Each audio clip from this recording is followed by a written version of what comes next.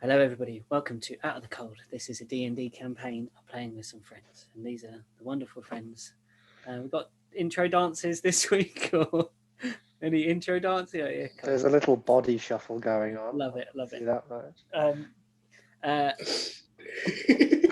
when we when we last saw our plucky adventurers, I don't know why I called you plucky, but Lucky. plucky today. They had finally escaped out of the depths of. There's no roll 20 needed. By the way. Is there not? Oh, Okay, never cool. mind. We're going to do some theatre of mind today. I haven't got a map set up for this one. Okay, never mind. Because you're kind of in wilderness, and I didn't think this big snowy whiteness would be necessary on a map. As you were. They'd finally escaped from an underdark subterranean cavern, then up through the ruins of a monastery, which was unveiled that it was actually Arden's monastery. Can everyone do their screen names, those who haven't? Luke. My bad. My bad. Every week. And after the critical average, yeah, you're gonna have the meme. Look. Actually, you're down here for me. You're down here. You got out. You're a meme boy. They'd fought their way through hordes of horrible underdark creatures. They'd defeated Nan's previous employer and found the corpses of them, then been attacked by a waxy beast, and then a priest had run away. Then they'd climbed up through and found the sort of animated, soul-sucking corpses of Arden's ancestors and kind of monks and fellow members of his order. And then some of them had been aged, indeed. Nan and Maruk had been attacked by these creatures and had their very life essence drawn from their body. And finally, they had been chased by innumerable hordes of these creatures shrieking in the darkness out through a gap which they managed to chip and melt their way through a block of ice and rock. And they ran out into the darkness, charging across this snowy landscape and thinking they were done for. But then the sun rose and these creatures retreated back into their underground domain. They had spent some time then, Nan befriending a fox which was silhouetted on a snow bank in front of them. The first thing that they saw, the first living thing that had not been trying to really kill them for a long time, the first natural, clean, pure thing in some time. They had then spent some time round this kind of hole in the earth, moving the rubble and snow back in to kind of re-trap the creatures. And Nan had stood with her ranger skills and assessed the positions of the sun and the general vicinity, and with her ranger sort of instinct had worked out that she knew where they could find this place within being in between two geographical points, namely that being of the Narwhal's Tusk or the Zimri-Burka Lake and Kakanzak's. And if they were between those 2 points, she should be able to navigate here with little to no trouble. However, there was a suggestion that she should maybe make a note of this. And this is where we're going to come in. So, Nan, you're approaching Sin. As Arden has suggested, to write, make a note, create something in this journal that to kind of extend the lineage of the diary of the dead elf that Arden recovered the book from, and that's where we're going from. What do you do? So, Sin, the sun is at that position and kind of, well, and then whatever else we sort of see that as landmarks, I'm going to kind of just describe. If we also like measure our steps, and also just generally any changes in the topography of the horizon, mostly is what I'm looking at getting written down. If that makes sense. Sin, make a wisdom check. Hey, that's pretty good. 16. Okay, and Nan, make a. We're going to say a persuasion check, so that like you're kind of how you're talking to Sin.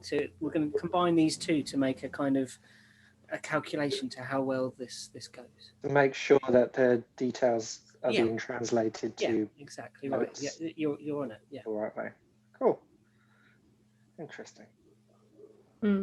I rolled a 15. Okay, with a plus, or is that what you're at with yours? Okay, yeah. 15. So you take some notes and you write this down. Sin, you think you've got a pretty good idea, but that you draw out a rough outline of the two places that you can see. There's like this hillock of snow right now. You're not quite sure if it is solid or if it is just a snowbank, and you kind of map out a rocky area that was the kind of entrance to this now tomb. Should we put like a marker down so that we can find it, so that we can have easier time finding it once we get back here? It's your choice. Your guys go. It's your game. Tell me. Any marker is likely to I'm just be concerned. covered by snow and.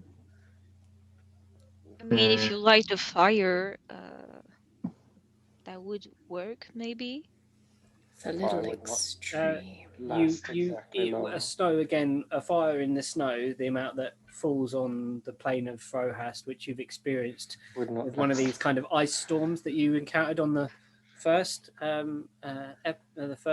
initiation of your journey, would take out a fire uncovered quite quickly. I'm just concerned that we leave something behind. I'd like it to be subtle. I don't want it to be something that will indicate that there is something here to a random passerby. What about Stone Tower? There's a proper name to it, I just can't remember what it's called. Where it's like when you stack stones on one another, like to have it like balance and stuff. Some people you sometimes know it. Or is that me causing feedback? Sorry, guys. Yeah. Is there kind of rock or a large enough rock for some kind of carving in it nearby? The rocks that are filling the hole. Okay. I go and make a carving in one of the rocks. Okay. Do you share what that is, or are you? Well, they'll be able to see it, but I will PM it to you what it is, because they probably won't understand. Are we surrounded by trees? No, there is where you stand right now. It is completely white, as far as you can see. You're also like a field. You're in a snowy plain basically at the moment. As far as you can see, which is varying degrees of visibility at the moment, there is billowing snow, kind of wafting and not driving at all, not sort of hindering at the moment, just laying gently and falling from the sky above you, getting caught in bits of your hair and on your clothing, but it's not unpleasant at the moment. You are glad to have this crisp, cool air in your lungs from the fetid, damp, sulphurous depths that you have been in previously for the last maybe a week and a half. You're not sure how time passed down there. In it's just refreshing. You all taking great big lungfuls of this beautiful, crisp, fresh air, and your chests are rising and falling. And did everybody take a short rest and do that on their stats if they needed it? By the way, everyone. I Never got took a hacked. short rest, but I haven't rolled any hit dice. Okay, if you want to do that, does everybody want to just do that just now? I know not many. Some people were damaged because they were kind of running out and etc. But am I allowed to roll hit dice considering I was doing what would probably be called heavy activity? You would have done shifts with your come thinking at this point, so you can roll hit dice. Right, sweet. So it was a combined effort of sort of kind of plotting and working out where you are with Nan and Sin. Niala was kind of comforting Ed, and Ed was doing the same. He'd actually taken off his jacket and wrapped it around Niala because Niala's clothing is not the right clothing for this kind of weather. None of your clothing is really the probably best dressed person for this weather who knew they were going to be on such an expedition for possibly some time is Nan. No, And Sin, apparently. Sin, I'll tell you what.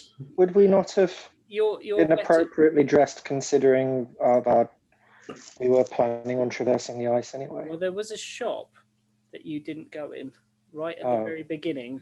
I suppose we didn't think about far ahead. And I have winter clothes, so I'm good. Oh, do you actually have it as part of your thing? Yeah, okay. I talked about it, I think in the first episode when we were in that house. There you go. Okay. I have never been more happy to have fur than I do now. Yeah. I can't imagine how you guys are feeling. You must be absolutely freezing. I'm covered. Yeah. No kidding. You should be fine. You have fur as well, don't you? No, that's thick as yours, dummy. I'm freezing cold. Edward, please put a cloak on. You are freezing me. There is you, Nan, see the fox that is still unsure of you as yet, but you saw the sun rise, and as you know, the sun rises and sort of sets in the east. It doesn't really move much from the east on the world of Earl. It only really sets here in Frohast because you're at the farthest angle from it. In some places, it's pretty much sun all day. As you look at that, and you see the fox is running, sort of in comparison to where the sun rose in the east, and the mouth of the cavern that you opened up is in directly west of you. And the fox is actually running behind the kind of mound of rocks to the west. Okay, so taking us in a west. Not taking us, taking us west. Okay. So the sun is behind us. Well, if you start walking in that direction, and the fox kind of does this thing, like runs back to like maybe sort of 10 foot in front of you, kind of sits, does a spin, and then runs off in that kind of boundy kind of motion that they do, then kind of cocks its head back and looks, and this is kind of getting more. Make a nature check for me, please. Who? Sorry, Nan. Surprisingly, don't have very good nature. 8. Okay. You think? Can I do one too? If you're probably in the same area. Make one and have a little look. See what you think. Oh, nature's intelligence. Can I too, since I've been in the wild? 5. I think with everybody's had a look and kind of making this assessment at the moment. Right, make a survival, Niala. Survival, okay.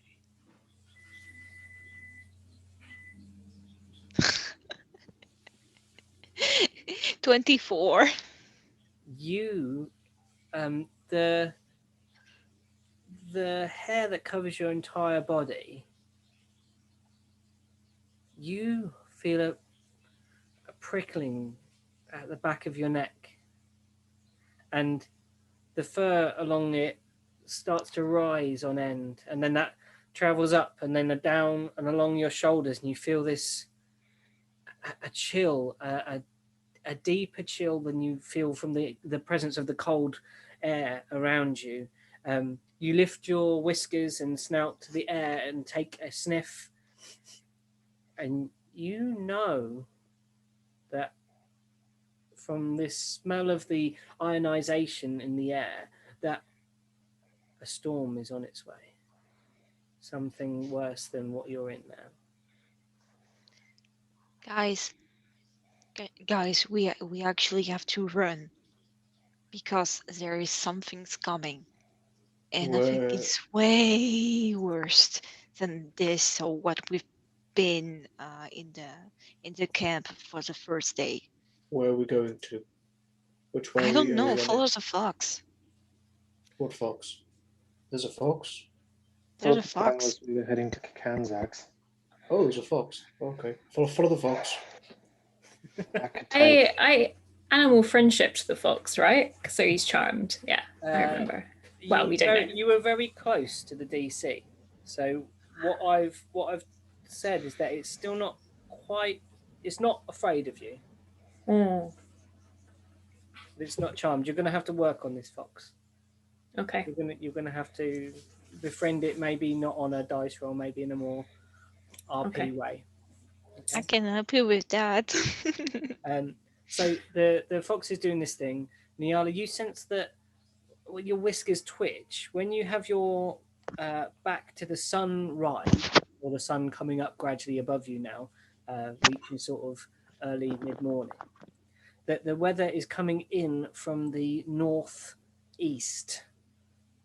So coming from the sea, basically, coming down from the kind of between the sea and the lake And that you originally came from, if you're making this comparison with your map.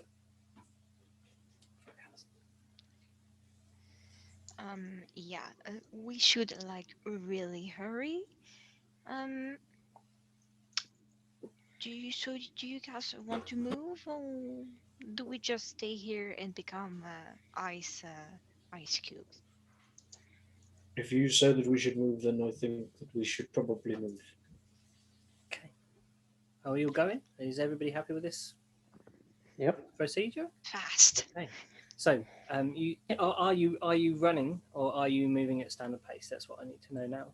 So, are you moving at your standard hike? Are you running? Are you sneaking? Because this is really quite important. How? I think we're going to be moving quickly if we don't want to get caught in this storm. Mm. I presume either the fox is going to lead us to some kind of shelter, because I presume the animal can detect whether this weather is going to turn or not. It's a native of this plane, so that assumption is very, very good. Yeah, spot on. Yeah. Yeah, this fox wouldn't be out here by choice. I think they seem agitated and want to leave, but are willing to help us find somewhere. I'm gonna quickly sort of follow the fox, but I don't want to get too. I'm gonna leave these humanoid chumps behind. I've got animals now. I'm happy.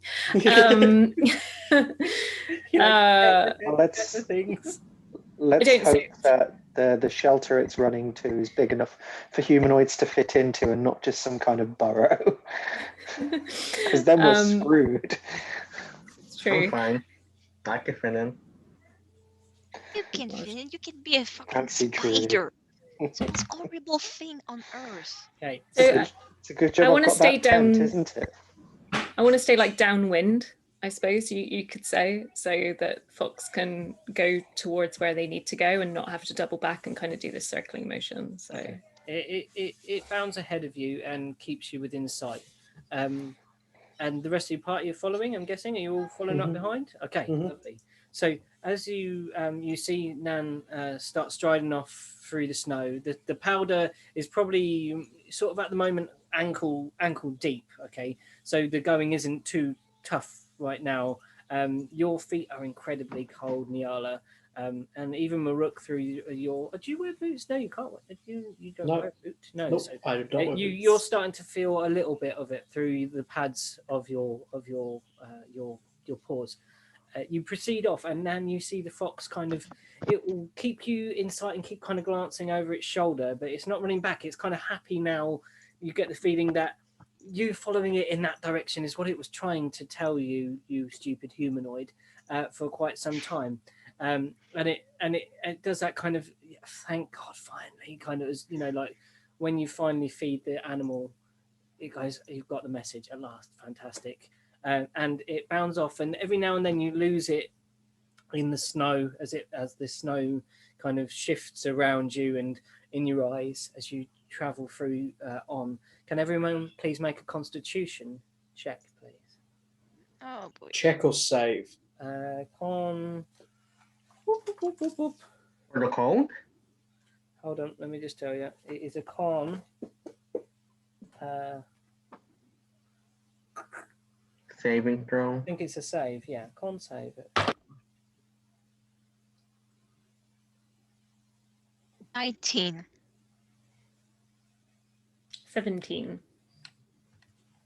9. And that's with a +5. 8. Hello, gang. Okay. Yellow. What was your sin? Oh, I automatically pass with my cold weather clothing. You would be okay with that for now. Yeah, because as long as it's dry, I automatically pass it. Okay. With so with your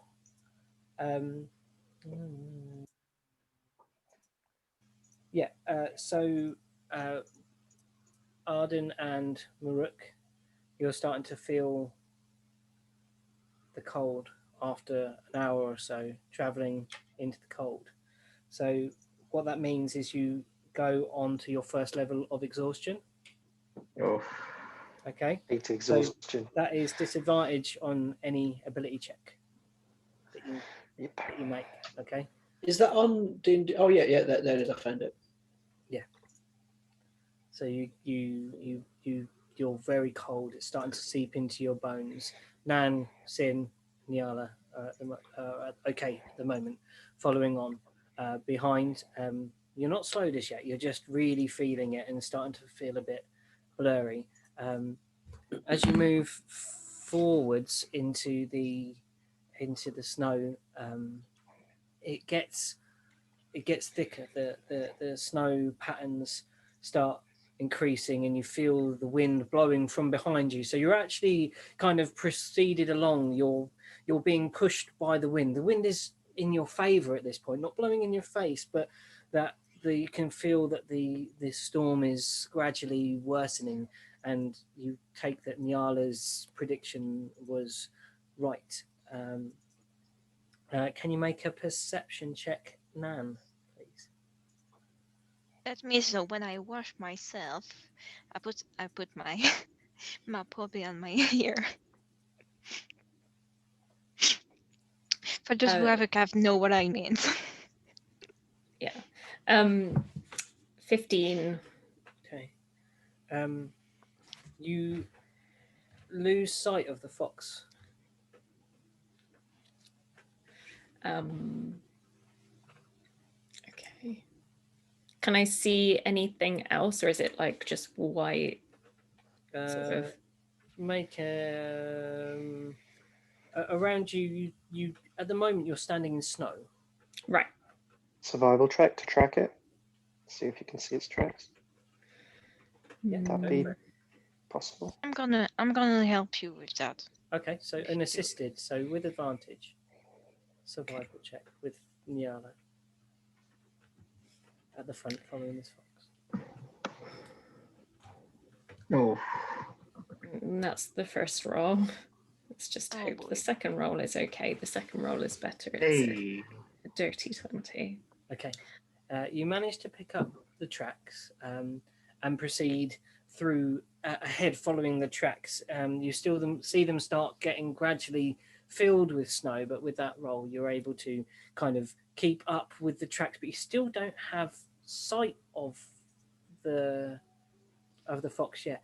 Niala, please make a perception check.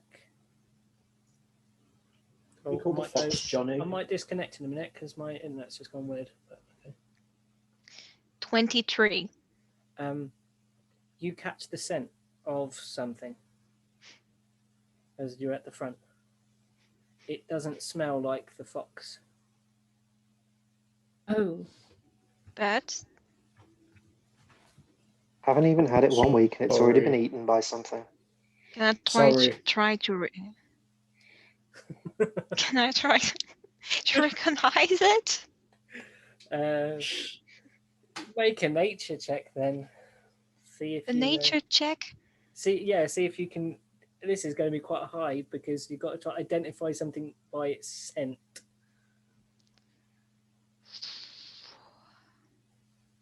Does a 18 work? And that stands to reason whether she's smelt it before as well. Yeah. So you smell something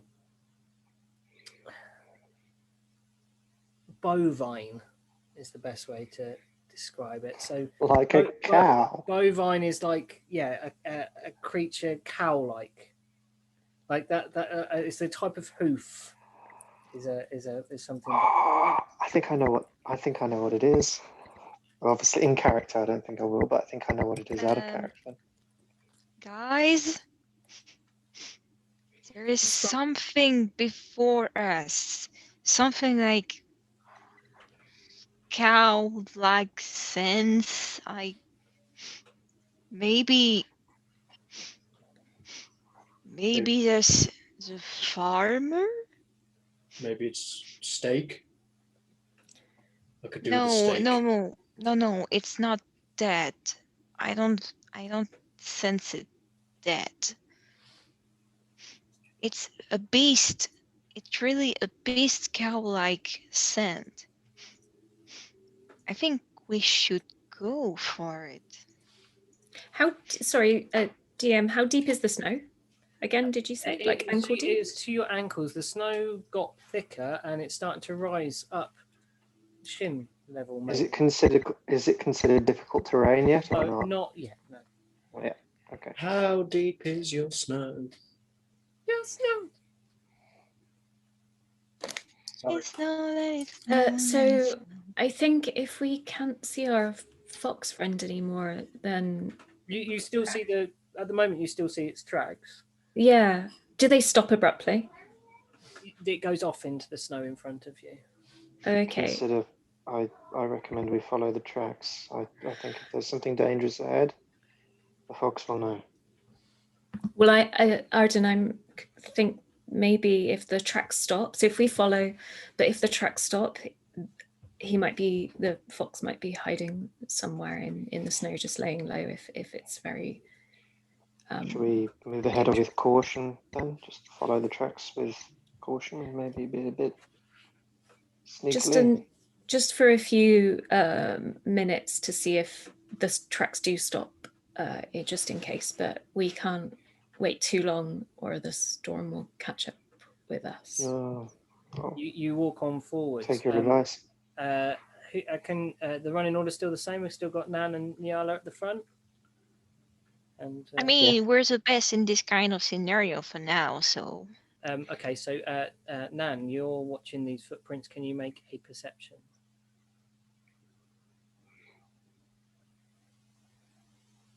19. You see that the footprints are proceeding along as you were into the snow, and just before you all drop down a huge slide of ice, you come to a halt as you realize that those footprints drop down a large snowbank in front of you, it's quite steep, but you see that here it is high, but out to the sides, navigable. It kind of goes down in a semicircle. From you, you're on the highest peak of this snow dune, but it is steep. The nimbleness of the fox hasn't been able to sort of leap down it, mountain goat type style, and hasn't considered that you bipedal forms cannot traverse this steep space. So you now have to kind of go either left or right of this arc of snow that kind of descends down, or Not straight down, Sin. Not straight down. Sin can do whatever they want. No. Sin Yeah, B-shaped far down into a is it? penguin, slides on his stomach straight down the slope. How far Nyala- down is it? You reckon that this is sort of about 60 foot? It's a big drop. We're talking. Damn. Hey. Now I want to slide down. You just have to stay the height. Nyala, is there a direction that you smell this cow creature? Is there which way should we avoid? Make Well- a. We're going to say another. No, we're going to say a survival. Trying to direct yourself. Okay. For me, please. 22. Oh, lovely. You definitely smell that the bovine creature smell is stronger to the right, sort of out past this slope, out in the snow somewhere to the right of the. You kind of in front of you, but definitely stronger coming from the right hand side. We should avoid the right path for now. I think we may need to be a bit more careful what we do, because I don't think this is a very nice creature from experience. What does that mean? It means that I've seen creature resembling to a Taurus that are hungry for flesh. Right. Noted. We all might have quite a strong scent from our time down in the caves. I'm gonna just grab a bit of snow and kind of maybe try and, I don't know, kind of mask as much as I can, but kind of head towards the left-hand side. Speak for yourself. Is there a way we can I smell stay- divine. That in mind, Ruruk, is there a way you that we can Rick. travel downwind, And the human ourselves? is worse. As you mentioned earlier. There was no need for that. There's just no need. Sorry, can we have Arden's little bit again? Sorry, I missed that. Sorry. Is there a way that we can traverse, like, being downwind so our scent doesn't flow that way? Is there a way that we can, I don't know. Wind I'm not is a, billowing I don't. from behind you, driving there's no way towards then. that direction. That's the way of the storm. The storm's coming from the east, which is at your back. Well, it's coming from the northeast, Okay. kind of to your back right is the direction you're facing. Yeah, and we're traveling west, so yeah. Yeah, west. Okay. We can hope the strong winds kind of complicate any sense, but let's make careful haste down this slope. There's no good to be found at the top of a. Constitution saves everybody. There. Apart from Can I have a look and just see if there's anything down the bottom of this slope that looks treacherous? down the bottom, you see it kind of it slopes down quite gradually, like what would be maybe described as a gnarly snowball drop, and then underneath, you can't really make out what's at the bottom of this because the snow's kind of peaks out. There might be a second drop, if that makes sense. From where you stand, it kind of goes down and then down plateaus a little bit and then down again. Yeah, you maybe Like a set of stairs, kind of. Yeah, but the first step is a 60-foot step. Do we have Yeah. disadvantage on this, or is it just ability checks? Saves aren't checks, are they? It's on. No. Oh yeah. Saves. Oh yeah. Here we go. Saves. Level 3. Yeah. No. Never mind. Ignore me. We don't. No, it's on your checks, and it's 14. Okay, you're all right. 12. Dirty 20. Okay. 7. Dear. Okay. So, and what about you, Nan? Oh, I got 12. Okay, you're all above, apart from Maruk. Maruk, you see, start proceeding down the slope, but much slower. His joints seem Old. stiff, and maybe the aging has got like something arthritic into his Certainly isn't helping now. joints. The snow's really like, you see like the hot breath coming from those very pronounced nostrils in great plumes. It's breathing heavier than you've ever seen really Maruk break a sweat, but he's not sweating. It's the reverse of this in this cold, and the snow starts coating the fabulous fur on his face, and the greying streak in his hair becomes whiter as the snow gathers in it. Guys, we may have to slow down a little bit. I need to catch my breath. Sin. Well, I'm like all the way in the back because I know I'm gonna be okay in the cold, and I don't know much about how they were gonna do. So the moment Rook starts like panting and stuff, because I'm assuming he's like panting, right? Because it's like slowing down. Yeah, you can see his breath is now becoming more laboured. You see, like, he's blinking more, trying to get the snow out, like wiping, like with the back of his paw, like his eyes, trying to work his way through. All right, what I'm gonna do? Oh wait, I gotta make sure. No, yeah, we took a short rest, right? Yes, you did. Yeah, okay. What I'm gonna do is wild shape into my dire wolf form, which is like just like a large, wolf, but instead of it being like what would the color of the fur be for a dire wolf? Like gray white, right? Like around there? It depends what Yeah, one something like it that. depends where you've seen the wolf. It would be adapted to its natural terrain. So if you'd met it in sort of rocky lands, then you would be shaping into one that you had seen that would be probably quite grey in colour to match in with the rocks and surroundings. Snowy, you'd probably be a kind of a snow dire wolf.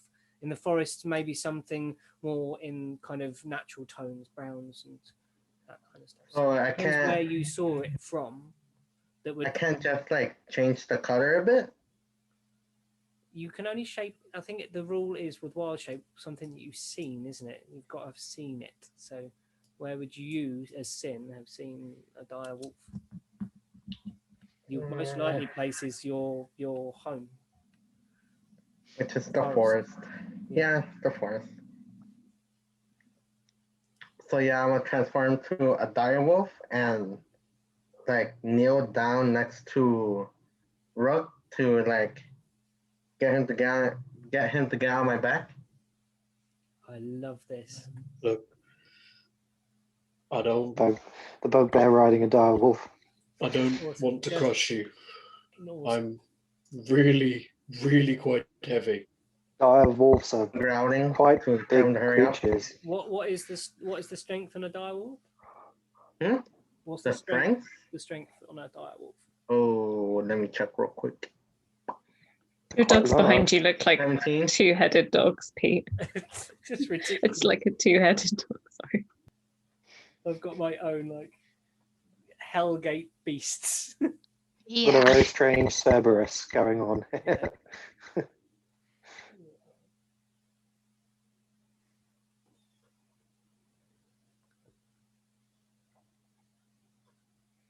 Have you got it, Sin? Or do you want to find it? Yeah, 17. Oh, sorry, 17. And Maruk, what are you weighing at the moment? 129 pounds. Should be fine.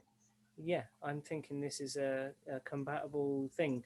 Oh, can you just do a strength check to see how well you'll carry? I think you can, but I want to know how lively that you can move. So do a strength check with your direwolf stat. Hey, that's pretty good. 18. Yeah, lovely. You kneel down. You sort of one paw, sort of bent under, and the other one out, and you just fix eyes with Maruk. And Maruk says, "I don't want to crush you. I am quite heavy," and you just hold still, and those yellow eyes of the direwolf just pierce at you, Maruk. Look, as in like they look without flinching, without hesitation, that this is okay, that sin is ready for this. Sin can handle. okay. Can I do something really quick? I'm gonna go behind Muru and push him on Sin. Like, don't be a grab. Come on. Try it. Okay, Maruk, what are you going to say first? Look. Okay, I will get on your back for 10, 15 minutes just to catch my breath. But after that, I will be fine. Okay, you climb aboard. You climb aboard the back of the direwolf, and you get make a perception check. Me? Yes, please. To see if you see me, I guess. 16. You get this strange brushing sensation on your back as you step forwards. Niala, make a dex. Coming.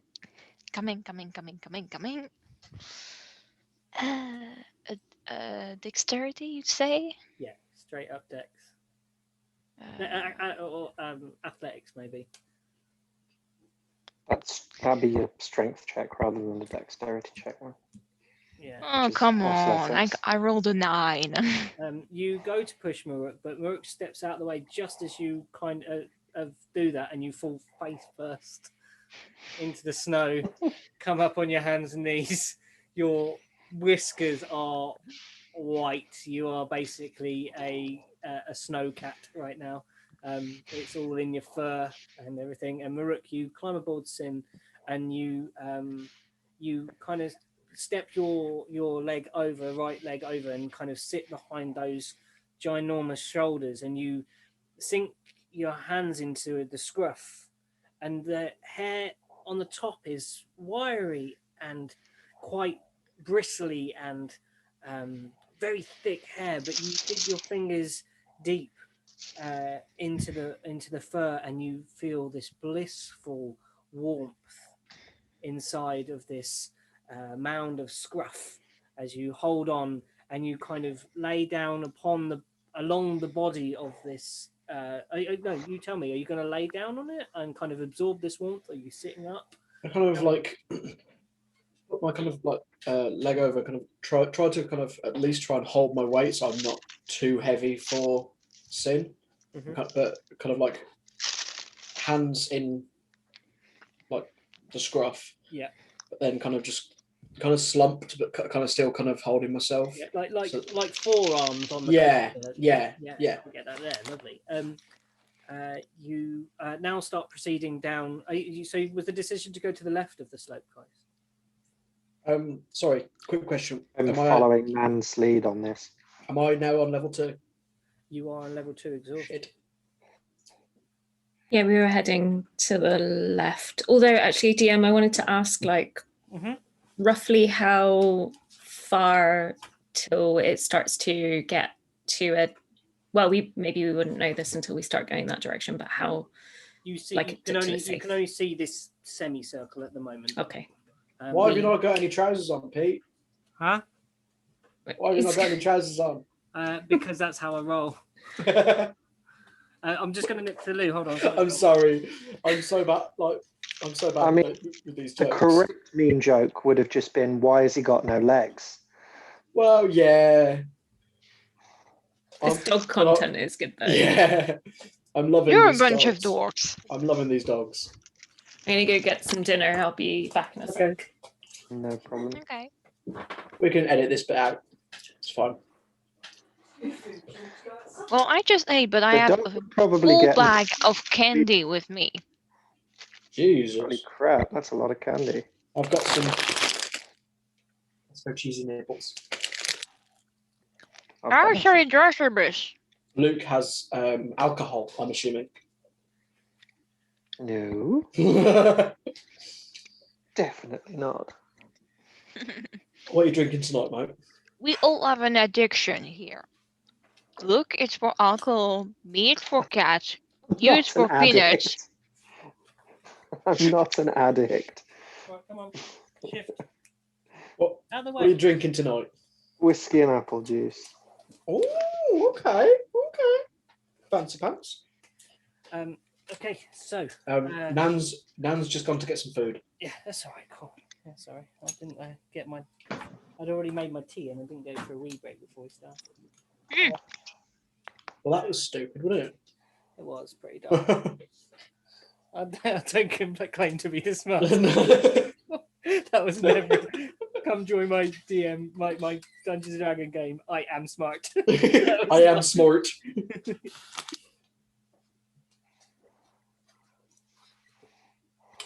I just finished season 1 of.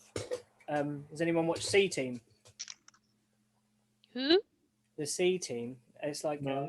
it's the second thing from like. There's one. The main one's called Acquisitions Inc. And this I've is heard of that. yeah, that's got Mike Krahulik and it's DM'd by. They've got content on D&D Beyond, don't they? Acquisition Incorporated. Yeah, they. The main story is DM'd by at first it's later on it's DM'd by Jeremy Crawford, who's like the lead rule designer for 5e basically. Well, I think he did 4e as well. Yeah, it's good. The C Team is DM'd by one of the people who's a player in the first one. So it's kind of like they're like they're hirees of the kind of main organization, and they kind of get trained up. Wizards of the Coast. So, no, there's a thing called Acquisitions Inc. in game basically, and they're hirees of Acquisitions Inc. in game basically. It's kind of cool. You proceed down the slope to the left hand side. This slope gradually descends, and gradually it flattens out, but not before you get to that perceived plateau that you thought you saw on the right. Arden, please make a perception check. Why, Arden? Because Arden was looking at that area. I was looking over the edge. Oh, Peter. I'm a half. You know, the bag of candy. I see. I'll finish half actually during the week. I'm not sure if that's good or bad. Okay, Arden, sorry. It was a 7, so the snow billows as you look to your right to look and try and figure out this. What you might have seen earlier, you see nothing. You proceed down till the slope patterns off. You've been walking for another about half an hour at this point into the snow. And Maruk, you're on the back of Sin. Are you still at the back, Sin? Are you still kind of keeping up the rear there? Okay. Yep. In case Arden falls, I could just pick him up with my mouth. You wouldn't need to worry about me falling. No, like if you start like slowing down, that's what I meant. Slowing down, I could just like. I thought you said fall. I was like. No, yeah, I said fall, but I meant. I thought you meant like down the slope. I was just like. Yeah, because I was thinking of pushing you down, and I was like, nah, that's not good right now. You know, like. Would Sin count as a mount? At the moment, it seems that way. Yeah. It would probably be the story right now. If I was a moorbounder, I could carry 2 on my back. Today So, now. Arden, what were you saying? What was I saying? I don't know. You went to say something. Oh yes. So other than this slope on the one side, surrounding us wise, literally we can't really see much. It's pretty much white out. Like you're Okay. very close to the snow is, like we said, getting thicker at this point. The storm Okay. that Nyala predicted is seeming like it is. She's spot on with her prediction, and it gets worse. Nan, make a survival. Okay.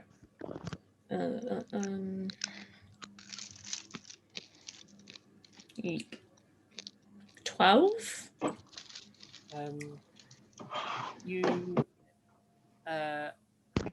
You look to the ground to assess what's going on. You notice that the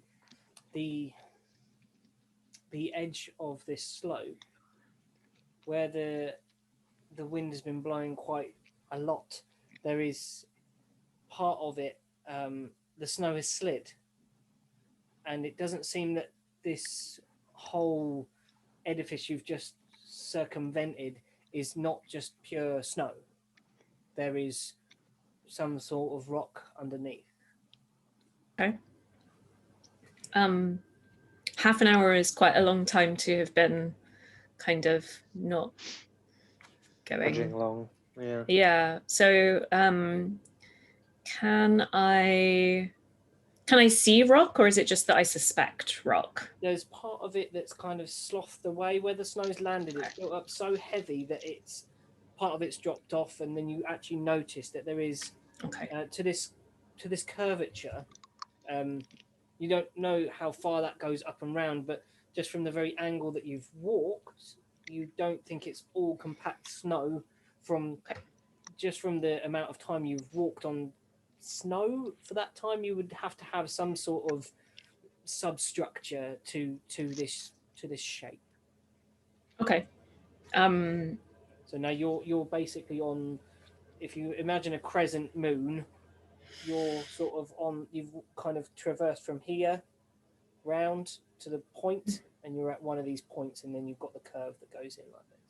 Yeah, and there's still quite a good 60-foot distance sort of down. You're on the flat now. You're on the. Okay. You're on the flat part of it. You've come down the curve gradually to the ground level. Oh, right. Okay. Yep. Like an amphitheatre. Imagine an amphitheatre with curved sides that go down into the ground.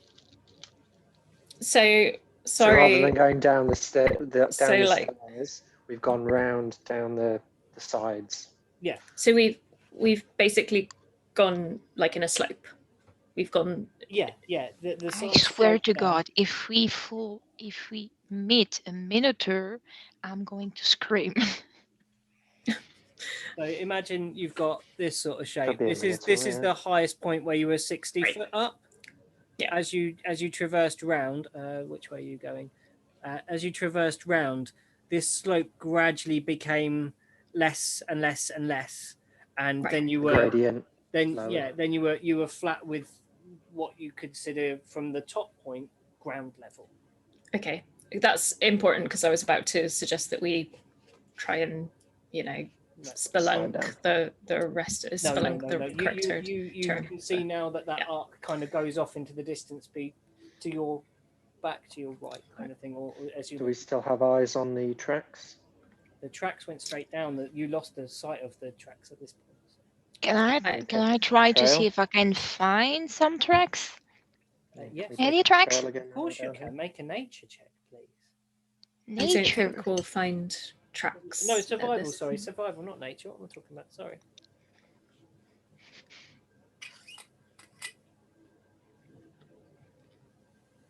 Does a 16 work? 16. With that, you don't find the tracks here.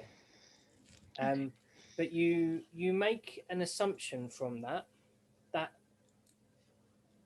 where you saw the Nan looking and the tracks vanished, you make the assumption that maybe if you came to that center point of the curve of this bank, that you might be able to pick up the tracks more easily from that point. I think we should head towards the where we lost the fox. tracks of the fox. So maybe maybe we should sort of keep our backs to the sheer cliffish side or hillside. I don't know kind of what to call it if it's not. So not yeah, I get what you mean. Like a snow dune, basically. That's Mm. the easiest Yeah. way to describe it. So we're hugging the snow dune, making our way round to the central point to have a look around there to see if we can pick up the trail again. Sin, sorry. I blanked out for like a quick minute. Where they're hunting down the fox, right? They're trying to find the fox, indeed. Yeah, Can I see if I can smell it? you can, and you get advantage, I believe. Yes. Yes, I wait. Do I? He's a wolfy boy. Yes, I do. Because you got the sniff. Perception. What would I put for perception? Oh, +7. Hey, that's an 18. Good, because the other one was a 1. Ooh. Okay. 18, 25, I believe. You get a scent as you turn into the curve. You get actually 2 scents. You pick up something of the fox with your right nostril, sort of leading into the curve, and with the left nostril heading towards the other point, or out towards that way. You sense this smell of must and dung and must and that bovine-y smell, that kind of farmyardish smell. I was going to say again, sorry, the manure and musk is me, probably. Sorry. Is it like a strong scent or is it like You said you fading? didn't smell. Maruk, Sin, it's in the wind, so it's coming from that way, but it's not overpowering. Okay. Well, I'm just. All right, yeah. I just wanted to know where it is. I'm not Maybe gonna I tell them, but it's like, I know recommend. we're going the right way. Maybe Well, I we don't- recommend us to be stealthy. We can't. Can we understand Sin? If Sin's a wolf, no. So we just okay. No, you The just best see you can do for Sin me suddenly is stops still and sniffs the air, and Maruk's kind of riding on the back, looking very, very kind of drowsy, looking quite not very well. So you've got these options ahead. Sin can communicate bodily with gesture and body language. Sin, as we head towards where the fox is, I'm worried that if the first creature that the fox sees is a dire wolf, they might be afraid. So if you can not be the first one, that would be great. So That makes a lot of sense. You see a kind of recognition. Do you recognize that, Sin? Do you Yeah. kind of agree? Yeah. So like you see I it kind of retain sorry. my intelligence, wisdom, and charisma. So I don't know. Sin can understand that. us. We can't Yeah, understand. no. But I mean, how do you convey that you understand this message to Nan? All right, I just nudge her forward.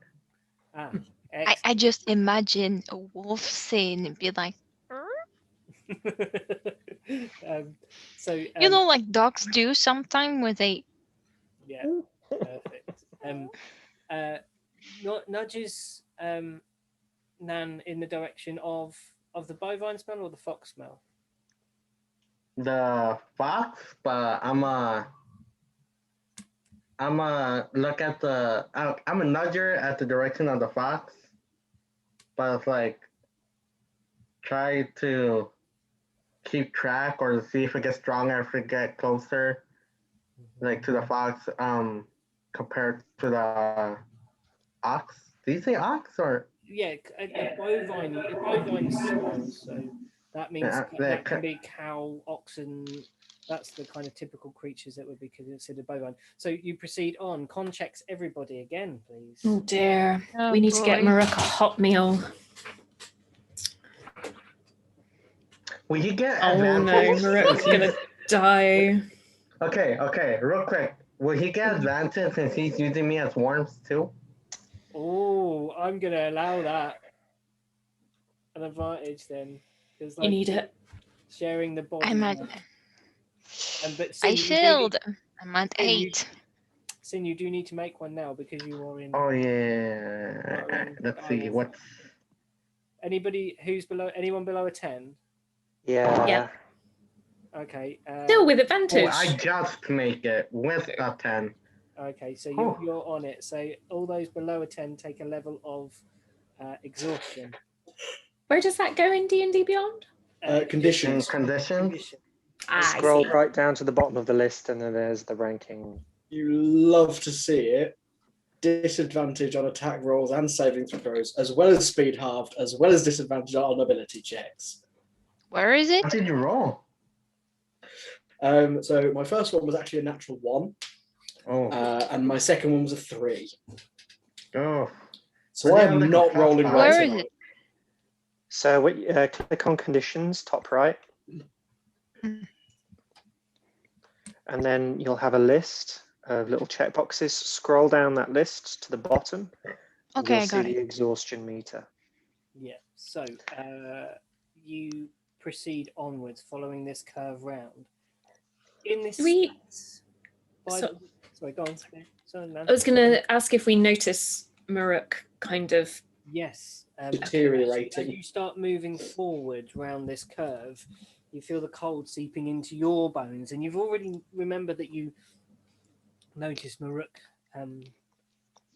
The only time you've really seen Maruk look at all weakened, always at the front, taking the damage, taking the brunt of the force of attacks a lot of the time, but it seems like the cold is in his very bones, and he hugs closer to the beast shape of Sin. I'm giving Sin a big cuddle. You aren't gonna like me for reminding you, but Edward and Darvel haven't been making checks. Oh God, yeah, we forgot about them. They're with us, though, aren't I they? didn't. 3 checks they need to make. Yeah. Oh shit! I completely forgot about them. Darvel, jeez. Sorry. Darvel is. Did I send you the stat for that guy? Yeah, I got nothing for Darvel. Oh, okay. Is. So I've just been carrying him. Oh well. Fireman. Hold on, I'll just pop it. I'll take a photo of it. So you are found, and there's a matriarchal force that emanates from this powerful tiny lady, and there's a suitcase of sorts produced in front of her, and she flips open the lid, and inside there are bottles and there are herbs dried and crushed and a pestle and mortar, and she begins mixing and concocting things above this in this pot, and the steam rises. There's this kind of tanging sort of scent to the air, like kind of acrid but not unpleasant to the air, and you begin to feel your bodies warm around the fire, and then you hear from above you the scything begin, and you all flinch and duck down, but the halflings around you do not even blink. Even the small ones that are swaddled in mother's arms don't even tear. There's not even a wail.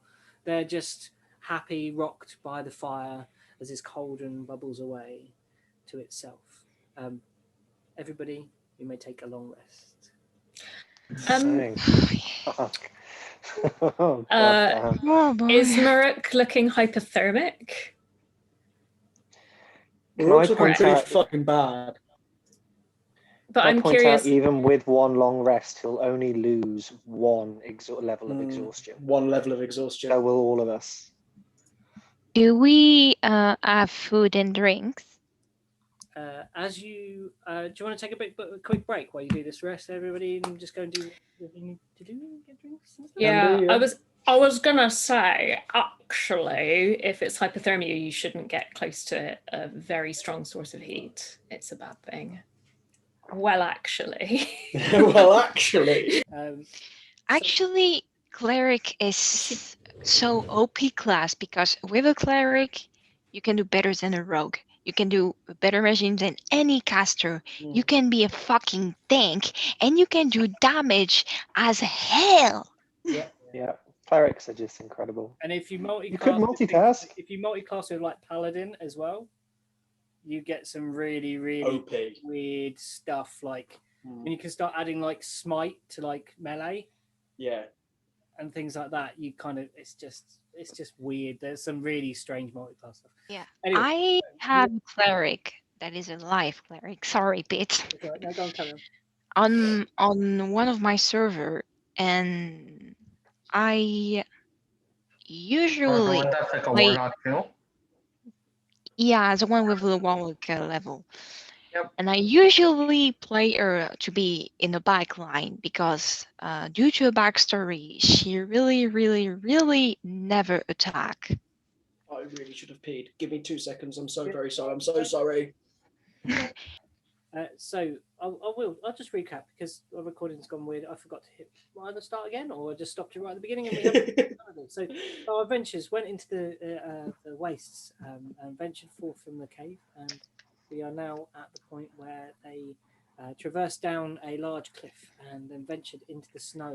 The rook gradually getting more and more disabled from the cold and freezing nearly to death. Our party came across a herd of large white beasts in the snow with mounts, and just at the point of Rook nearly dying from cold, absolutely frozen stiff, could not move. They were able to gain passage through the ability of Nan's way with animals, her friendship with animals, and her survival skills of finding some berries previously buried beneath the snow's surface. They were welcomed back to where they had actually left from, this huge bank, and there was constructed a giant, as Arden pointed out, a large yurt that was almost synonymous with the bank, if you will. Like it was obviously Purpose built for fitting in this space. They knew of this space, almost like Nan knows where the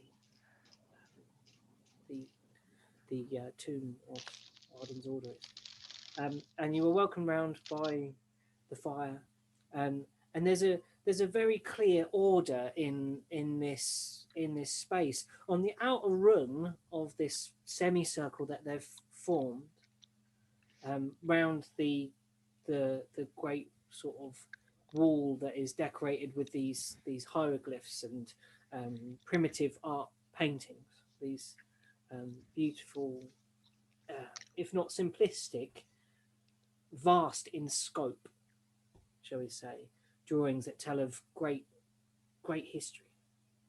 Round the outer of this semicircle lie the cow-like creatures.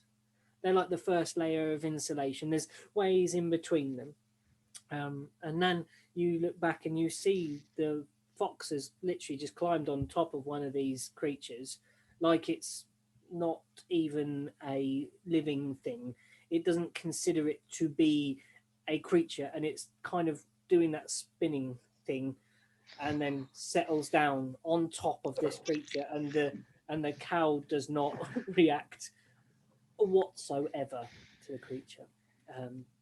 And then there's a next ring of sort of packing and equipment and stuff that are unloaded from the beasts, and then this inner ring and 2 fire rings that sit next to it. So there's one that is where Maruk is kept, and this lady of great wisdom and great knowledge is stirring this cauldron and fixing some sort of potion. The other one is a larger fire, and the one who the younger one that first saw you and raised the spear to you, gestures to you, Nan, and says, "Kind of come." Yep, I follow.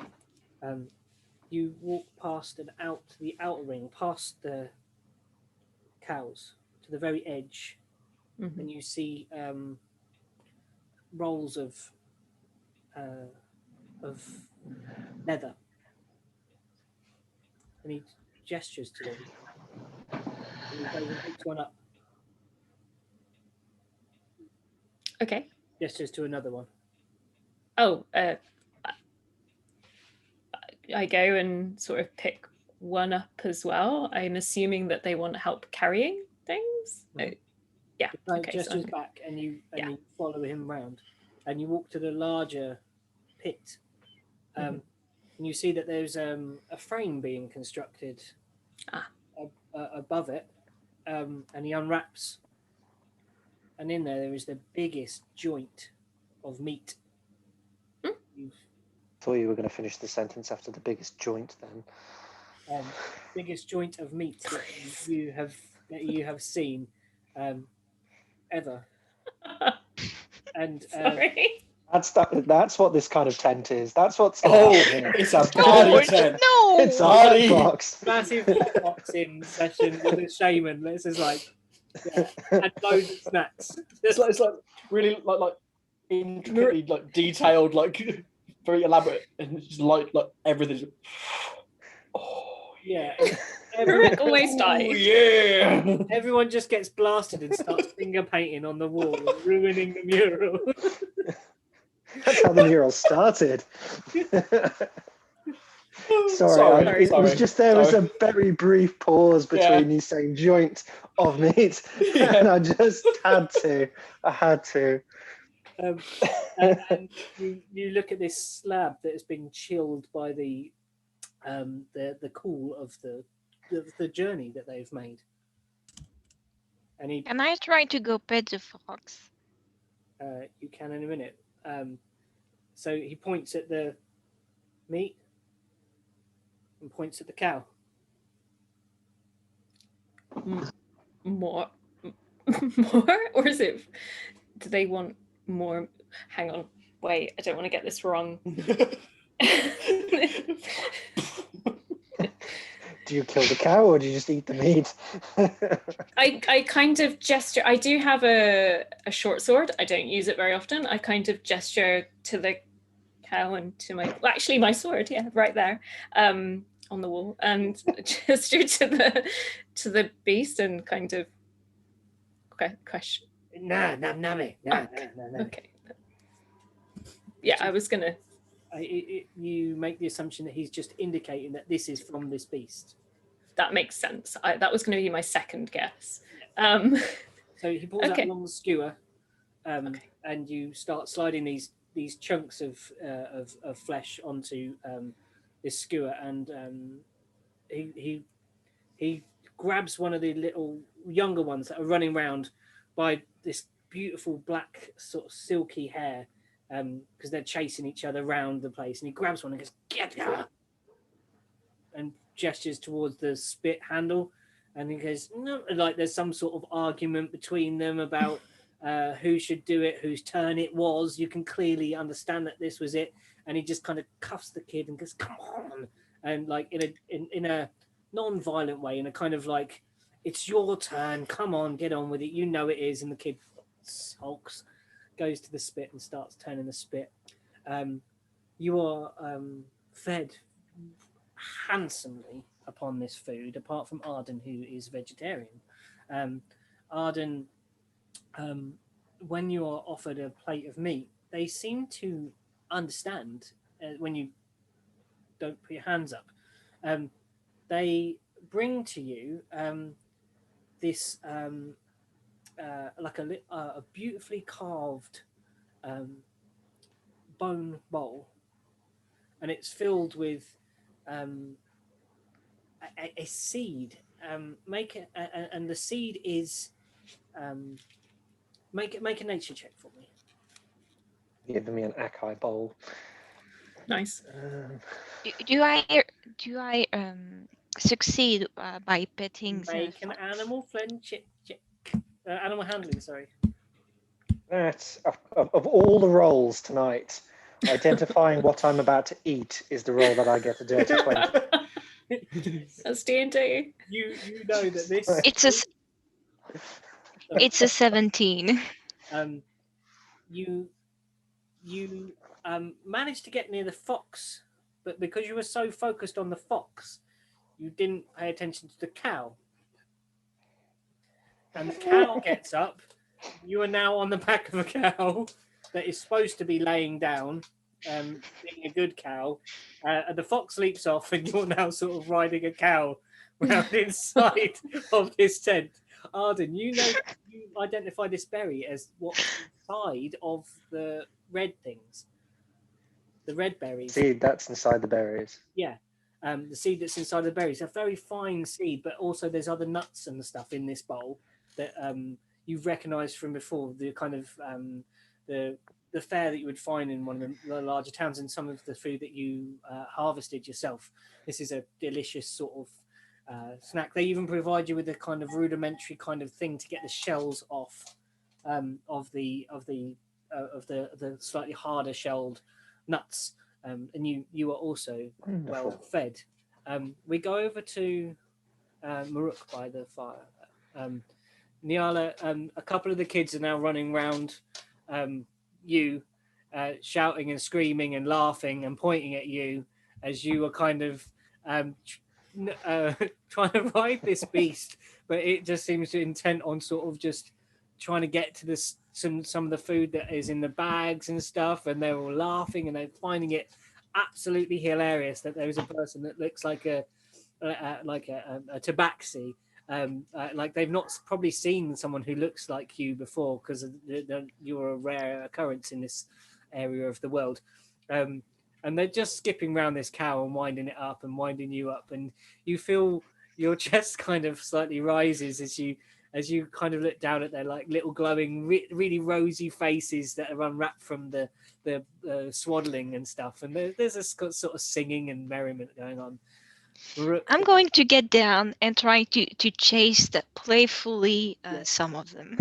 You leap off and land cat-like on all fours, and they scream with delight, and they charge off round the packs, running through, hiding behind them. Some of the little ones falling over, and then one of the little ones has fallen over and begins to cry, but you scoop it up and kind of put it on your hip, and then you go and chase the other ones, using this one almost as a weapon, as another monster. You're holding this small one, going, and you've got all these kind of halfling children who are so small.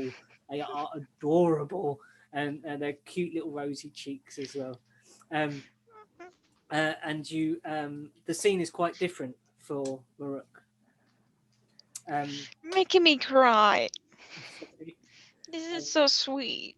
Maruk, you are by the fire, or nearby the fire, swaddled in layers. You shiver to your core, and you just hear the old woman stirring, talking over the fire, mumbling some words. The dialect is so thick that you can't hear it. And she brings eventually, after everyone else has finished the meal and things start quieting down, it seems like this brew took a long while to construct, and many words had to be recited above the cauldron. And her tiny, frail hands reach beneath and underneath your ears. You feel these hands, calloused, but so warm, slide down the back of your ear to the back of your head, and with immense strength. Strength you did not think you would find in this creature. Lifts your head forward in this kind of grandmotherly gesture of, come on, drink up. And she pours this liquid into your throat, and it's acrid slightly and tastes like the smoke that you smell. And you drink this down, and your head tilts back, and you relieve another layer of exhaustion at this point. The chanting goes on, and you kind of glance up over your head and look to the pictures on the wall.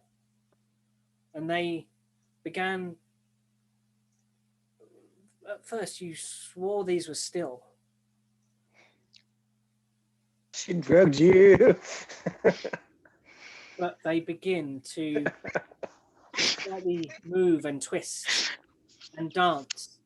And the firelight plays against the rock surface, and that brings to life the entire scene. There is a vivid,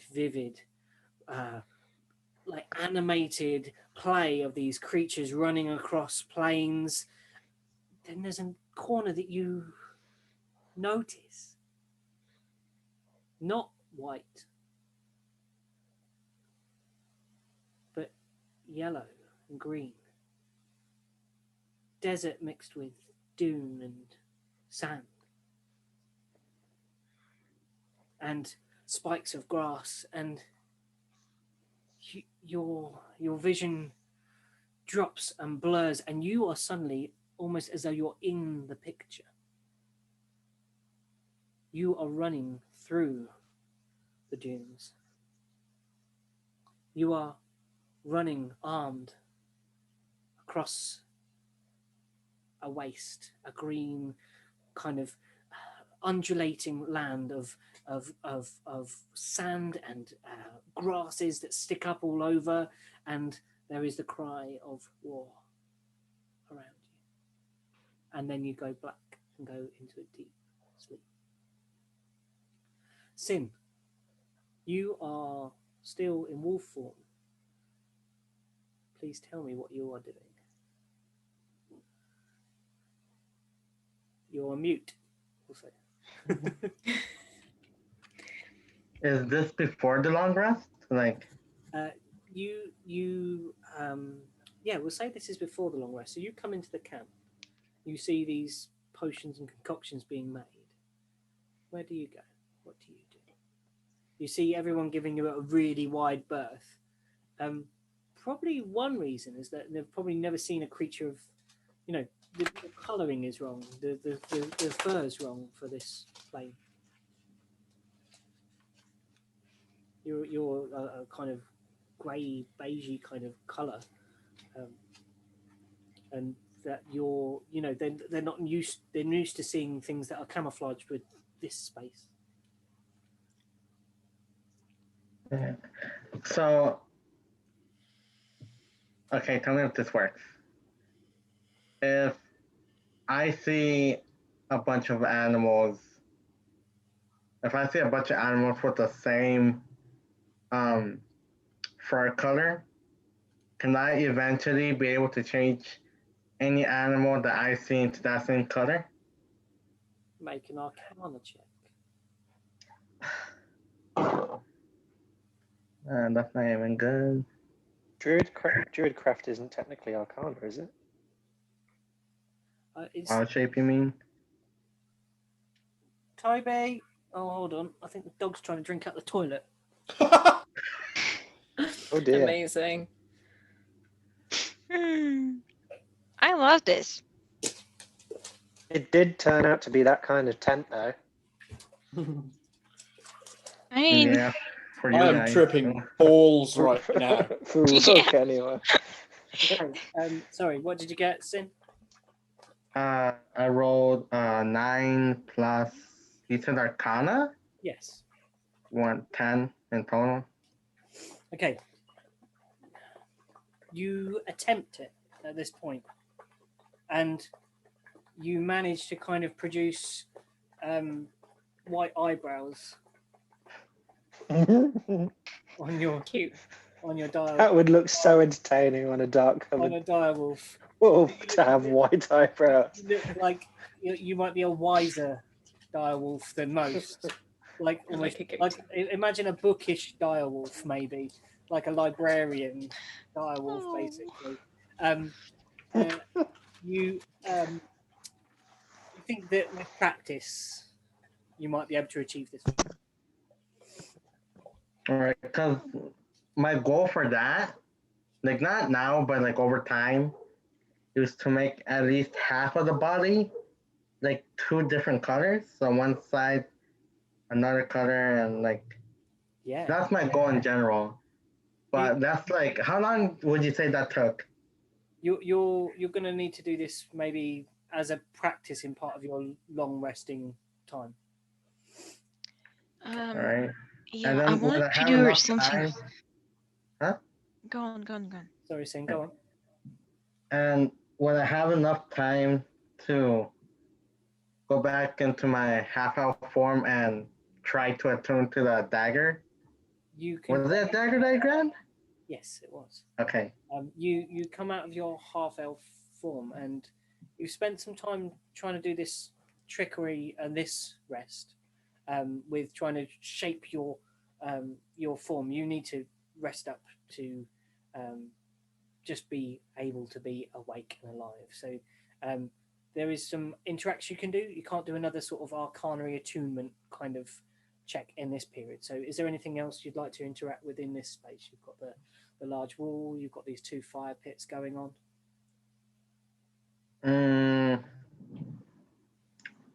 I'm go ahead and cast Good Berries. Mm-hmm. So what that does is I conjure up 10 magical berries in my hand. Yeah. And like once I eat one, that basically sets me up for the whole day. Yep. And so like it's just for nourishment, more or less. Yep. And I'm gonna go to Rook. See that he's just. Are you like awake or something? Is he awake or asleep? He's out cold. At this point, when you come over, he is still awake. It's before he's been He's given trapped. a potion. But as you approach with these good berries in hand, the halfling woman by the fire, comes over, rattling her like sort of charms at you, and shakes you away, like get away, and like indicates you to go away. Wow, this little shit. Okay. I'm gonna walk away. He's about to take advantage of him with drugs.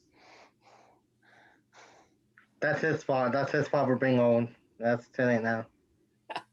I'm not even gonna try to save him anymore. I love that. Oh my god. Okay. Shouldn't try to be a nice person like someone else. You know who I mean. And doesn't work, so she's not even gonna try it. Okay. And she just eats the rest of the berries. Okay. Cool. So at this point, you are all sort of feeling better in yourselves, warmer, and you hear the ice storm going on insanely outside, and eventually you all go into trances and sleeps, and whichever you. I wanted to concentrate on the staff I had. Okay. Would you please make an Arcana check for me? I had one thing I wanted to do before sleeping as well, if you don't mind, DM. Yeah, we'll do Niana first. Oh, for fuck's sake. This is a 5 on a natural 1. You hold the stick and it vibrates in your hand, like a voice would vibrate something. Not like shaking like an earthquake, but that kind of gentle vibration that when you hear someone talk, when you hold your ear close to something, someone's chest when they talk, and you can hear that vibration. Yes, Nan.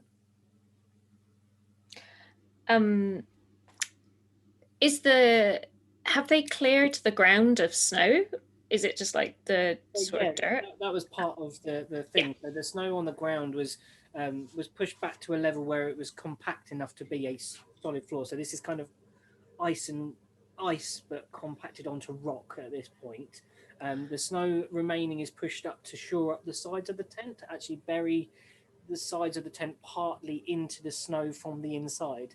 So it's packed up on the outside, packed up on the inside, like like the beginnings of an igloo, basically. But then there's a animal skin that's draped across the top.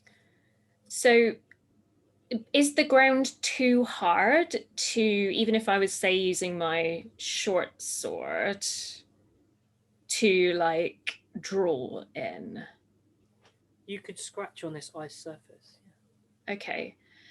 I want to kind of make eye contact with the fox. Yeah.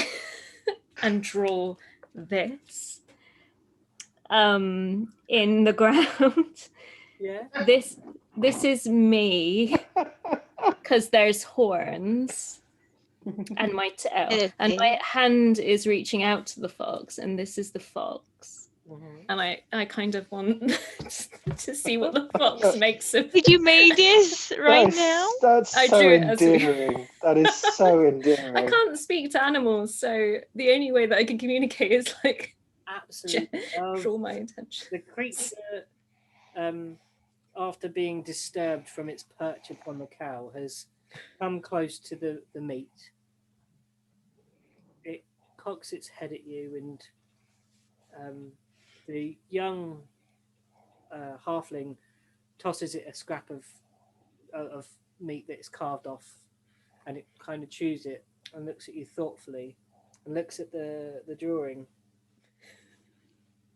and it bounds to the wall. Oh, okay. I follow.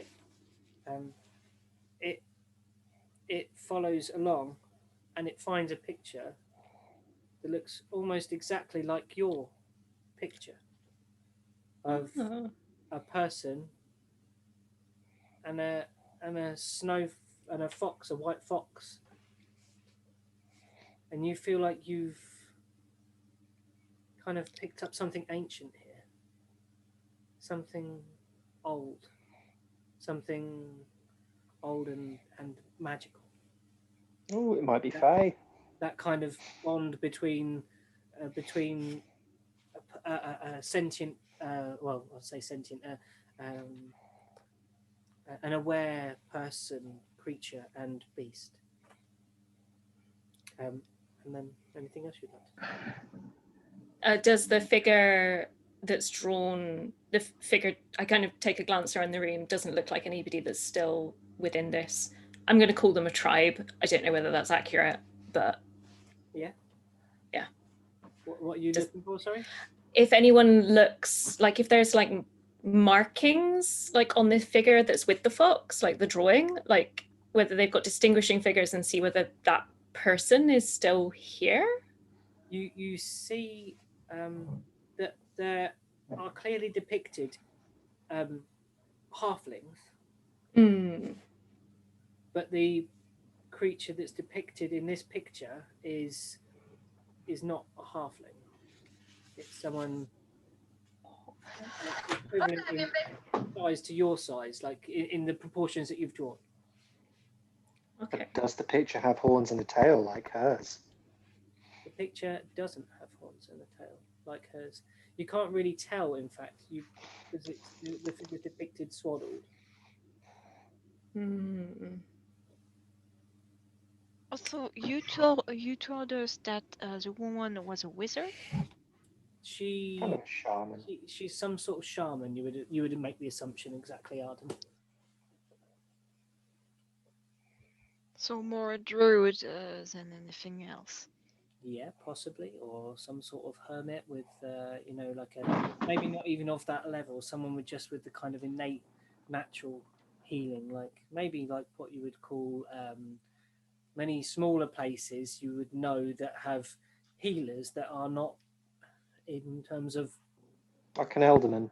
Yeah, like grading. They wouldn't be considered a wizard or a warlock or something like that. They would just be a heals person, local person that you would go for balms and ointments and those kind of things that might relieve stress. At one point, those people were called witch.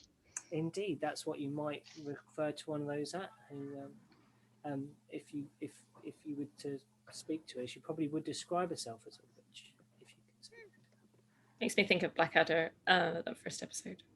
I actually want to speak with her, but Yeah. since I played with the kids and did my Arcana check, I can't do anything else.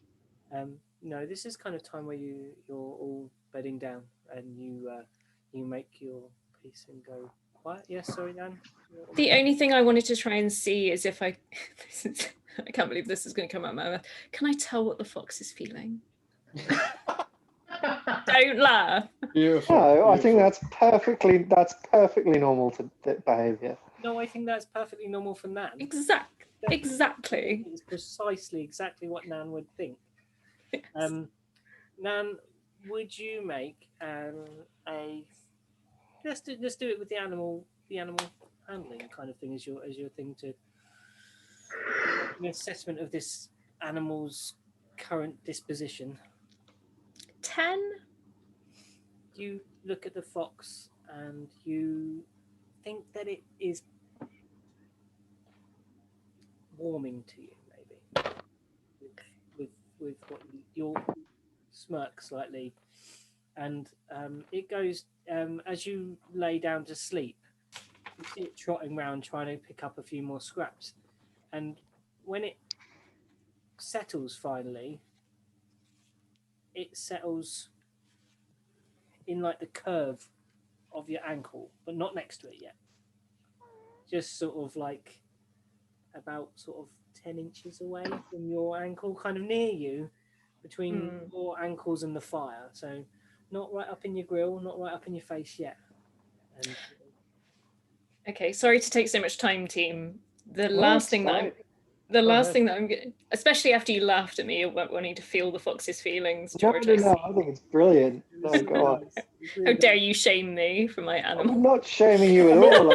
In Right. fairness, I'm the one that sat here dying, so you go ahead and feel what the fox is feeling. Rick's having a great time. I'm having Yeah. a fucking cracking session.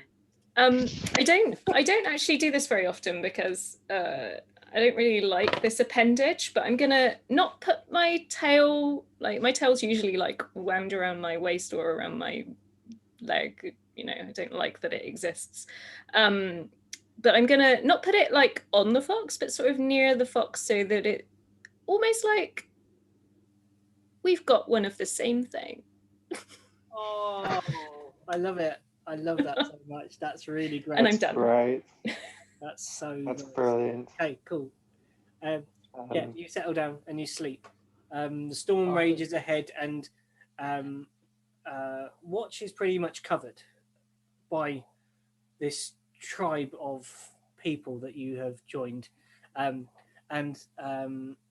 there is no disturbances through the night. Just the sound of the keening sound of the ice knives flying off the top of this barrier and kind of skirting down the fabric and landing on it. There's kind of like like they're sliding down the this reinforced leather that has been tanned and used over many times, and in the morning as dawn breaks, you Maruk, again, you've now rested all night, you gain another level. You are feeling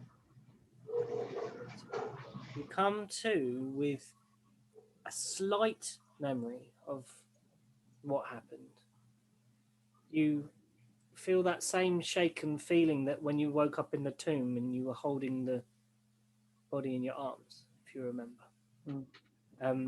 But in yourself, apart from that lingering memory in the back of your head, you feel pretty live, pretty good. You're able to move now, right? Aren't you? I now only have disadvantage on ability checks and half speed. Okay, so they begin to. What actually wakes a lot of you is bright sunlight. As the sides are peeled away and again, this amazingly fast process of folding occurs. This strange origami of hides and leathers and poles collapsing and pins being pulled out, and in a matter of an hour or so, this large tent has contained this herd of creatures, and this family of halflings is all packed up again, and they're all swaddled. You are all similarly swaddled. All the spare blankets are draped around you, and each of you are guided to a mount. I'm in a drink first. Can I just say something before? Mhm. It's just Nyala during the night tend to move a lot. Mm-hmm. So by day, I don't know exactly where how we are sleeping, but I guess around the fire in a semicircle. Yeah, you're near the fire, near the cooking fire, I think. Okay. So I would be, like cats like to be on their back and they are like this. Mm-hmm. Nyala would be like this with her tail in the hand of Edward, and one of a upper paw, maybe in the face of Arden. There's this kind of pile of people. Make a perception check. Oh, Yeah,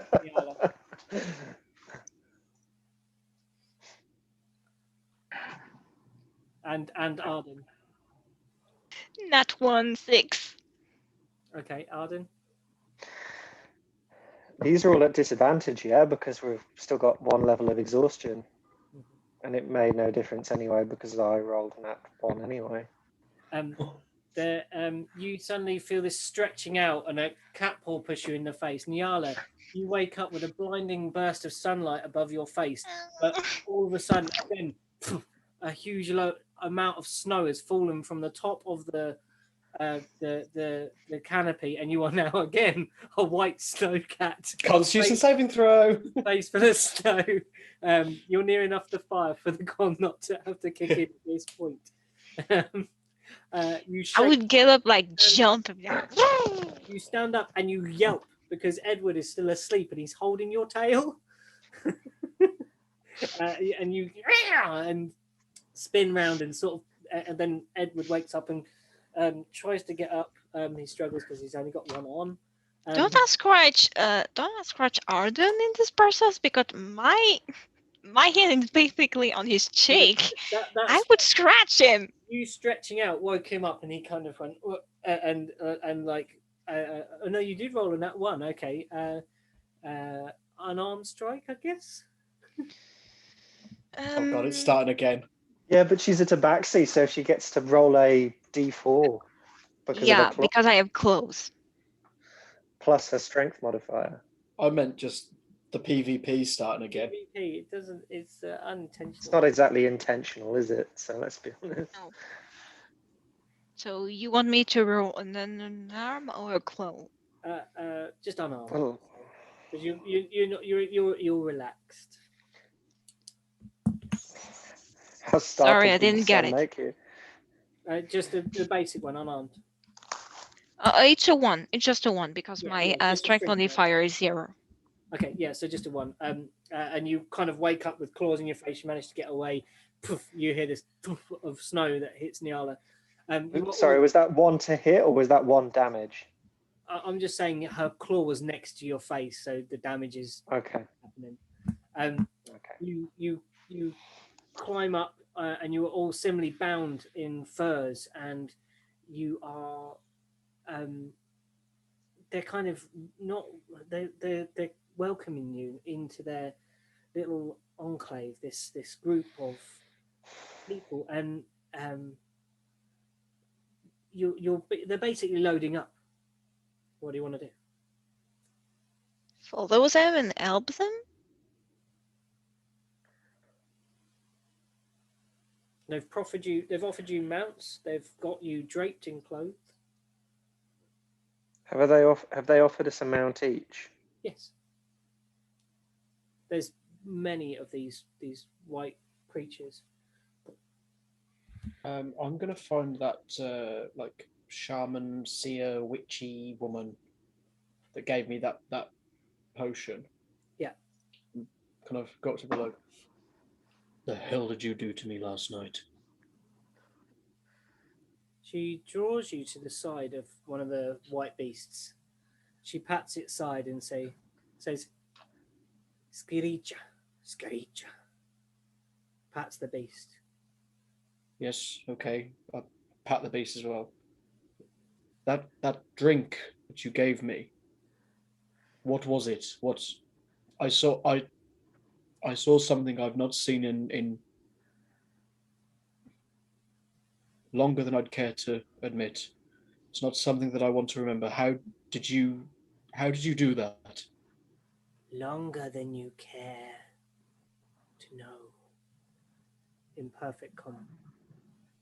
Longer than you even suspect.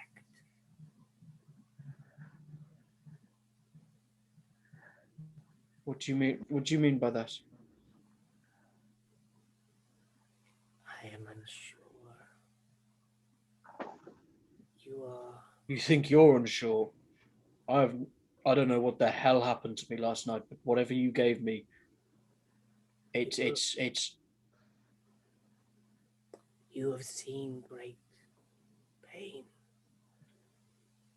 great yes, battles, great war. yes. She points to your grey hair. She says, You are older. Older than even this. And then she wraps up her cloak, and then she mounts up.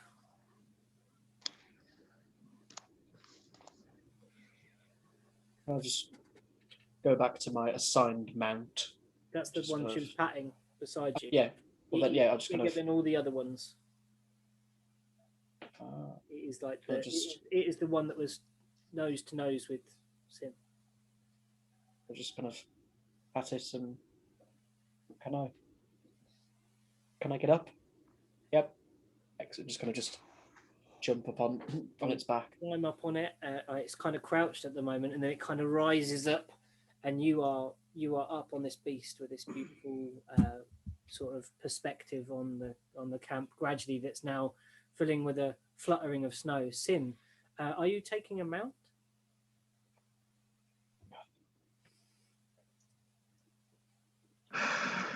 Fuck. I'm not sure. Yeah, I will. Mm-hmm. So you again, they see that you don't need any warmer weather gear. They just assume that you are well dressed enough for the situation, and you climb aboard the back of your mount, and they lead off, and there are some outriders to the side of the packs, to the main herd that sort of drift off to the side, and there is the young halfling. Seems to be some sort of maybe a ranger or a leader, tracking out front of the herd. Now you can position yourselves wherever you would like to. In the center of the herd, in this sort of formation, it's like a diamond shape. Imagine a diamond of cows as you look from if you're looking top down. In the very center, there are the nursing women and children. They're on the packs in the very center.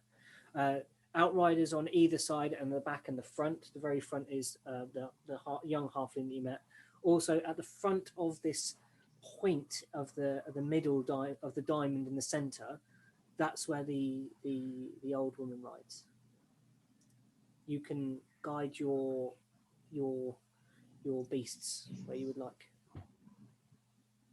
So I kind of want to try and stay kind of close to this old woman, just kind of keep an eye on her, but just be like, yes, I'm watching the women, I'm protecting the women and children, when really I'm just kind of like trying to keep an eye on this woman. Make a deception check. Oh fuck! I still have disadvantage on these. We all do, I think. We all have disadvantage apart from sin on all our checks. 5. She sees you ride up behind and looks at your body language, and she just glances over, and she's got, because it's not a bad snowy day, she's got her fur pulled round, and she just glances at you.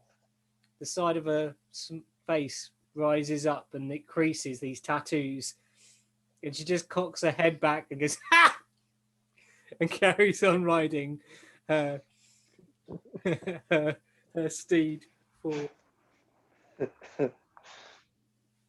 Arden's helping Darvel get onto the back of Arden's mount.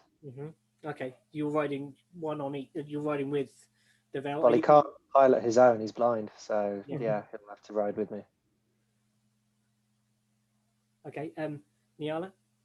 I'm going to actually get close to the witch shaman person, and I'm going to show her my staff, and I would be like, I seen that you are quite the skilled person in magic or healing.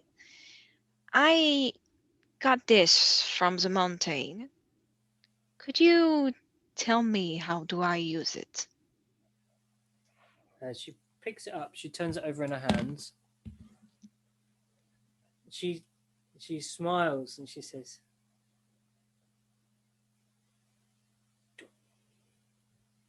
Two?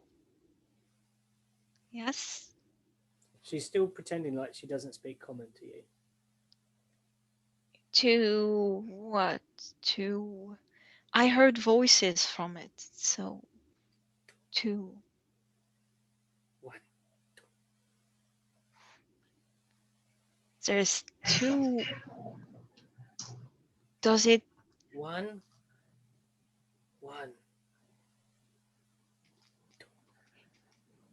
Is it 2 in 1?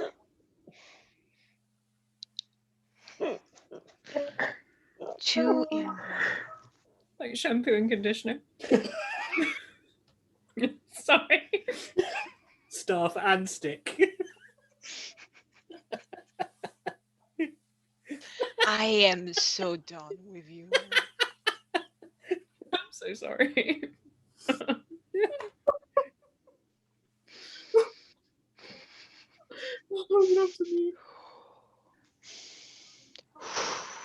No, the torture. I hate you so much. What am I doing now? This is Nothing. Literally nothing. And she nods when you Okay. say, "Is it 2 in 1?" She says, Okay, 2 in 1. Do you want another cookie? A 2 in 1. What? Mine? Mine? Soul? She kind of goes, "Not for now." And she kind of then starts looking to the horizon. She gave up on you. She wasn't doing what she gave up. I'm just going to curse in Celestial. But you curse in Celestial, and she turns to you and she says, she kind of cocks her head and shakes. Don't tell me. I'm gonna look at her and be like, you know Celestial? She shrugs. In Celestial? Can you speak Celestial? She shrugs and goes back to the horizon. This is worldwide. They're literally fucking with us at this point. Nan, where are you in the pack? I'm gonna stay on this train. I'm gonna keep Fox in my eye line. Maybe if Fox is looking a bit playful, maybe sort of do a little bit of careful sort of weaving. I don't know, sort of gauge whether Fox wants to play any careful traveling games. Okay. Guess Who, Connect 4. Yeah. Magnetic Guess. Yeah. The fox is in the pack. It's with you, near you, wherever you Okay. kind of are. Not, Okay. Yeah, it's kind of, it trails in front, it'll dot behind. What direction are we traveling? Are we still continuing west? Make a perception check, Arden. Good. Our I leader. just realized something. I still have the potion of wastelessness. We could have used this. On who? You could have like levitated Maruk through Again, are you calling me fat? Yes. Yeah. What the fuck? So, because that's a disadvantage, that is a 6. Okay, then I'm going to do with a 6. The back of you is towards the curve of the bank. We travelled west. So we were traveling west then? Yes. And we're travelling. Yeah, Make so that just assumption. from logic, we're going west. We're continuing the way that we were yesterday. Good. Journey to the west. I'm And just saying, if we at some point we'll probably have to, unless this tribe of people are planning on going to Kakanzaks, which I doubt, we will have to part ways with them at some point. you proceed through, and the day proceeds nominally. There is no hint of a storm. There is no hint of that scything sound, or you don't smell that strange ozone smell in the air, Niala, that you smelled last time that signals one of these ice storms coming. And you travel for some time, and you take a short rest. A similar setup. The cows are on the outside, and there is a setup in the middle. Small camp made. Soups are procured and ladled out, and bread broken and shared amongst the people, the families. Anything you want to do, guys? Can I find the person that made the potion for Maruk? Mhm. Is that the same, the wise woman? Yes. The wise woman. Don't I've swear at her. I In any language, because she'll know. I don't Or think in I every actually language? know any swears. I don't think Nan knows any. She speaks Infernal. That entire language is like swearing.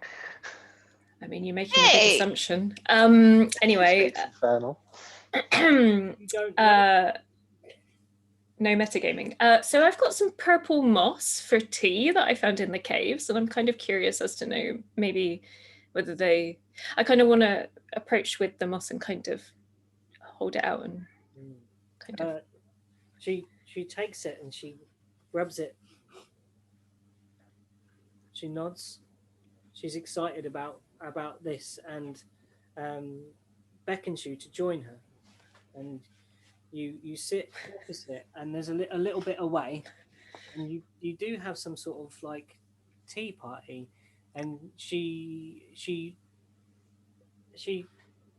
takes your hood back off your head and from your swaddling, and she just before you sit down, she comes very, very close to you, and she slides her hand down your back to your tail. Okay. And she kind of holds I let it happen. the weight of it, and it twitches. You twitch, like, not like that you don't like it kind of being that invasive. That doesn't feel, that's not what you kind of think is right, but there's some, looking in her eyes, she nods with you and says and you sit down, and she passes you the tea, and she takes her finger and starts drawing in the snow, and she draws a face, very simplistic face, Mm-hmm. with a small body, and then she draws another figure with a face,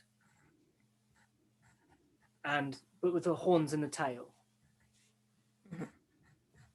and she points at the one with the small body and says, and then points to you and says, and gestures like a small size, and then points at the big one and then points to you again. There's like a small one of me, like okay. She kind of gestures like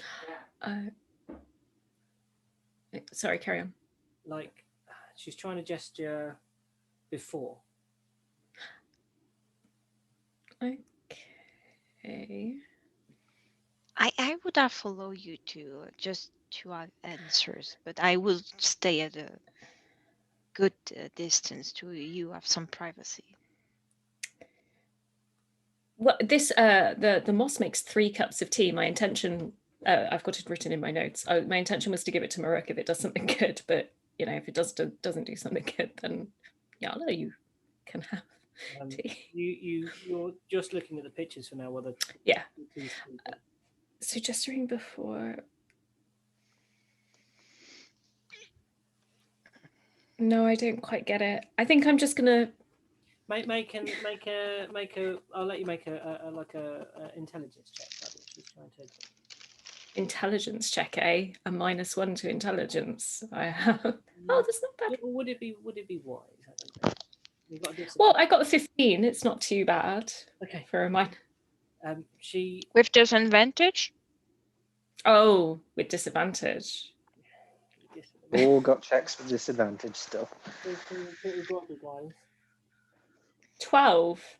Still not terrible. You think that she's trying to confer to you or ask you, was this you before? Was there a point when you didn't have horns? Oh. I sort of...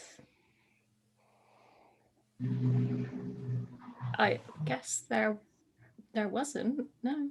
I always looked this way. I kind of point to the picture that's... Well, I point to the horns and the tail and like affirmative, like...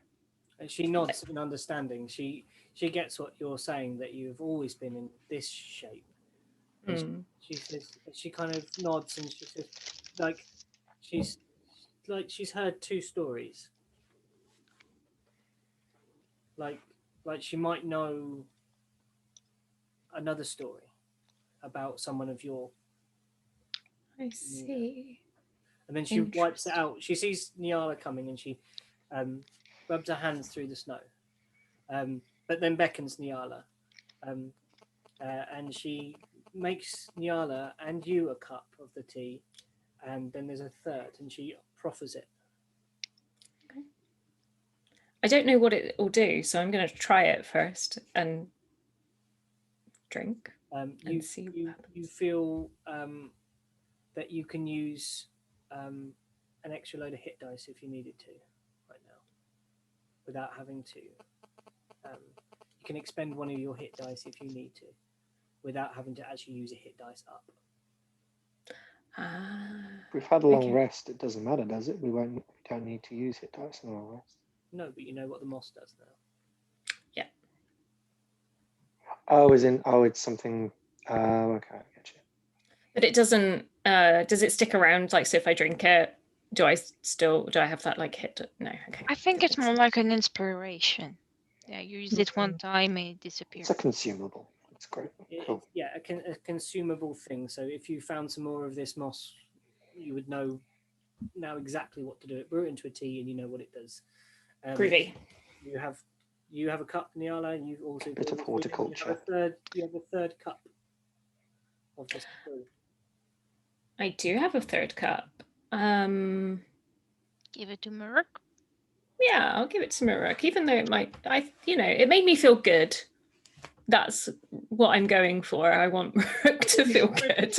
I think Yeah, I think you can right now see the tail of Nyala just waving slowly, just a bit to see that in her body language that she's happy. Yeah. But yeah, with a very poker face Straight figure. face, but kind of the tail gives it away. Yeah, Yeah. like she tries to hide that she's happy, but can't really help it. And all the hackles drop, all the spikes drop. And Maruk, you were proffered this cup of tea again in one of these intricately nice cups from Nan. Just don't really question it. It's kind of somewhat warm. Thank you. You sup it down, and you are feeling really quite marvelous. Your near-death experience has left you with a resounding feeling of Mortality. mortality, but also how much the people around you have. You've carried them for quite some time, and literally carried some of them for some time, and it was now their turn to carry you. The party pack up again. This super quick, unbelievably fast packing. They've done this. They're so practiced at it. It's like a blink, and you don't even realize you're already mounted back up onto horseback, onto these cowbacks, and you are going through in the same direction you feel, and then make a perception check. Is anybody riding at the front? I'm with the witch, so she would Make a be. perception check. Sin, did you say whereabouts you were in the pack? I think maybe. Where are you? Sorry, where are you in the pack, Sin? Didn't even get to say anything throughout the entire thing you guys were talking. Do apologize. Sorry, Sin. Where are you in the pack? So you said the old woman was in the center and surrounded her with the women and the children and the warriors at the edges? There's like a diamond. In the center of the diamond, there is the women and children. The head of that diamond, there is the witch Maruk and Celia, Nyala. And on the sides, there are these kind of outriders and a kind of scout at the front, up with where Arden is. I'm gonna be all the way in the back. You're at the back with the back scouts. Yeah, fine. Arden, what did you get? So I first rolled a 19, but then I rolled a 6.